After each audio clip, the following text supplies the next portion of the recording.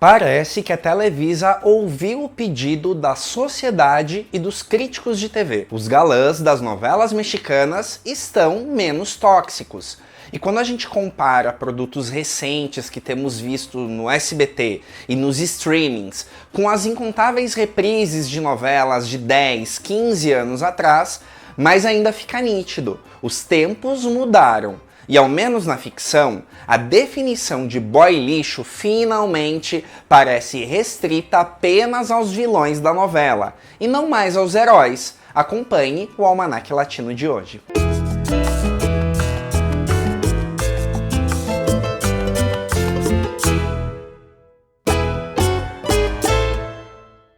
Olá, meu nome é Thiago Fernandes e esse é o Almanaque Latino, o canal onde novela mexicana é levada a sério. Antes de sair fazendo a lista atualizada de novos bons moços da TV mexicana, que tal você deixar seu like, seu comentário e a sua inscrição no Almanaque Latino? Quando você clica no sininho, o YouTube ainda te notifica cada vez que um novo conteúdo é publicado. Assim você não perde nada e ainda ajuda a fortalecer a nossa comunidade. Novela mexicana é, sem sombra de dúvidas, um vício para mim. Tramas de narrativa envolvente, fáceis de se apegar e ficar meses e meses acompanhando as desventuras de um casal apaixonado em capítulos. Mas desde sempre, a gente sempre soube que era preciso ter uma certa distância.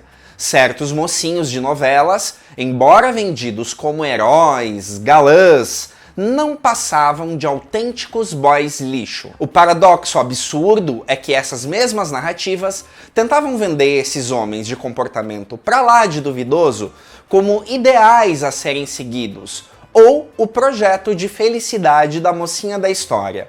O carisma do ator, a química com a protagonista, nada mais eram que subterfúgios para te enganar e também te fazer torcer pelo final feliz do boy lixo. Os tempos parecem ter mudado. Vai dizer que o Vicente, o protagonista de Minha Fortuna é Te Amar, e que é interpretado pelo David Cepeda na produção de Nicandro Dias Gonzalez, não é um cara bem decente. Claro, ele ainda carrega alguns vícios dos galãs da ficção, como às vezes ser tonto e ingênuo, dadas as informações que o personagem carrega a respeito de alguns conflitos. Mas, em linhas gerais, não tem nada tão forte que desabone o comportamento do Vicente na novela. Ele é bom pai, bom irmão, um homem trabalhador e honesto, e não pega as mulheres pelos braços no meio de uma discussão.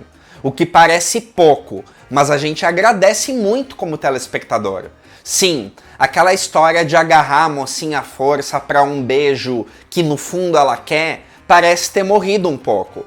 E aí, dá para dizer algo forte em tempos onde os vilões são tão glamorizados. O Vicente é um mocinho de novela que a gente até pode dizer que gosta. Um ano antes, em Vencer o Desamor, produzida por Rossio Ocampo em 2020, David Cepeda também foi o galã da história, ao lado da atriz Cláudia Álvares. E os projetos da saga Vencer têm quase que um caráter educativo, além de ser uma novela bastante antenada com os dias de hoje. Logo, o Álvaro, personagem do David Cepeda, era outro protagonista completamente estudado para não dar nenhum fora de ordem machista. E como o quarteto de protagonistas femininas é que eram as mulheres empoderadas do enredo, acredito que até pesaram a mão no excesso de pacificação do personagem Álvaro. Ele era sempre cordial, submisso, e mesmo quando sofria a traição da esposa e do sócio, simplesmente não se revoltava, não saía sentando a mão em todo mundo. Álvaro era quase o protótipo do homem frágil e sensível. Outra novela recente, e onde, por acaso, David Cepeda também é o protagonista, é Penso em Ti, que está disponível no Brasil via Globoplay. E olha só a surpresa, o perfil do personagem Ángel é de um astro da música que, após a morte do amigo da banda, mergulha na bebida, perde a fama, se envolve em escândalos. Mas no dia a dia da novela, o personagem não é nem um pouco boy lixo como o perfil promete. Muito pelo contrário. Nos enredos noveleiros, ele é uma grande vítima de conspiração do empresário com a noiva alpinista. Na prática, o Ángel é quase um anjo de tão cordial. Outro protagonista completamente idealizado é o Martim de Se Nos Deixam, interpretado pelo brasileiro Marcos Ornelas nesta produção de Carlos Bardassano.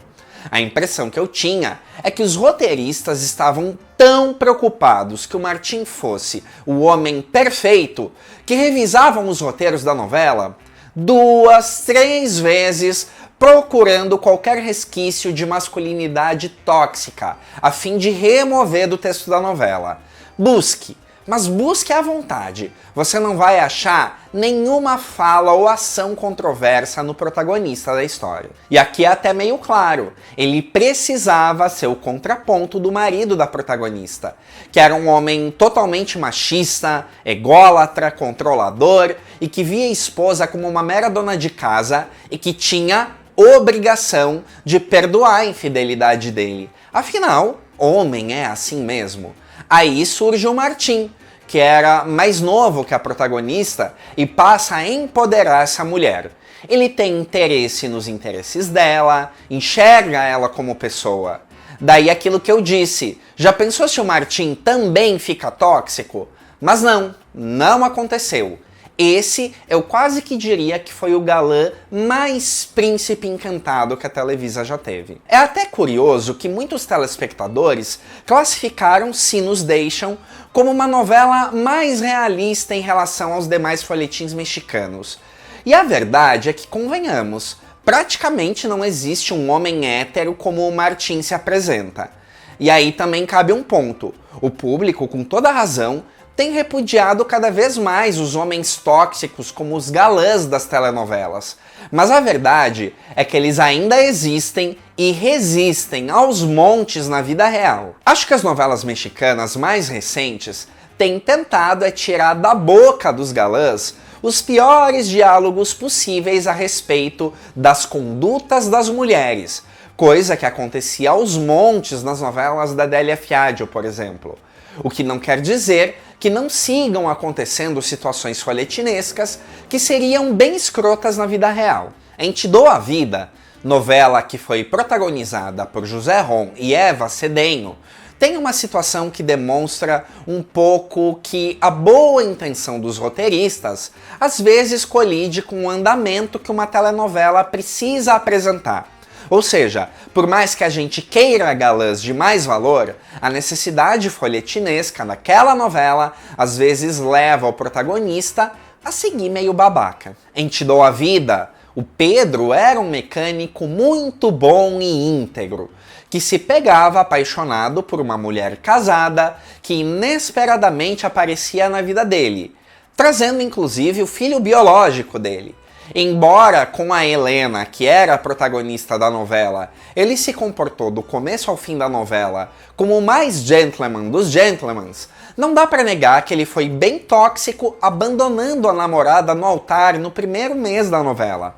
Ok, ela não prestava, mas ele ignorava isso. Ou seja, embora na fala ele fosse um macho desconstruído do machismo, nas atitudes conhecia zero sobre responsabilidade afetiva. Quer outra situação onde ainda tá difícil fugir? As novelas rurais. Elas sempre apresentaram realidades de mundo mais machistas. A Desalmada, um hit produzido por José Alberto Castro e que trouxe Lívia Brito e José Ron como protagonistas, ilustra bem isso. Nas novelas rurais, os personagens se comportam de forma mais violenta, digamos assim. Tanto que o primeiro encontro entre os protagonistas Rafael e Fernanda acontece quando ele confunde a mocinha com um ladrão e dá logo um soco numa mulher. Mas vamos combinar que anos atrás, o Rafael de A Desalmada ia ser bem mais tóxico do que o que realmente foi. Ah, por acaso, esse também abandonou a noiva no altar. Mas até que ele foi menos abusivo do que os galãs das novelas rurais de antigamente. A situação de agarrar a mulher à força e beijar, porque no fundo é o que ela quer, precisa realmente acabar. Mas nem tudo são flores. Quer um tipo de novela onde o galã tóxico segue na ordem do dia? Aquelas que são remakes de clássicos e que precisam preservar justamente a essência daquela história original. O remake de 2022 de Os Ricos Também Choram tá aí pra não me deixar mentir.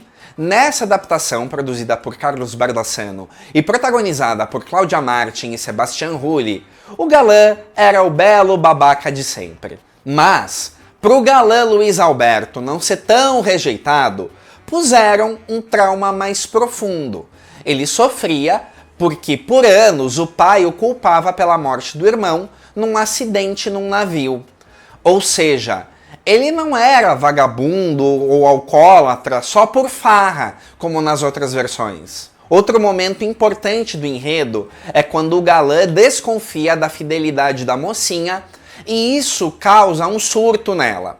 Nessa versão, a Soraya Montenegro precisou montar um aparato bem sofisticado, com provas bem mais consistentes dessa infidelidade, para o Luiz Alberto abandonar a Mariana falando as piores coisas possíveis. Podem ter atenuantes, mas os galãs tóxicos não morreram de vez. Infelizmente, eu acredito que às vezes o problema ainda tá em como movimentar as histórias se os galãs estiverem completamente evoluídos. Até porque as novelas precisam de elementos de humanidade, como insegurança ou ciúme, para as histórias existirem. Essa é uma matemática que a dramaturgia ainda vai consertar. Mas, seja lá como for, não dá pra negar que essa nova geração de galãs tá dando de 1000-0 na turma do José Armando Penharreal da Esmeralda. Você sente essa melhora? Ainda falta muito para chegar lá? Qual a sua opinião? Deixe seu like, seu comentário e a sua inscrição no canal. Até a próxima semana.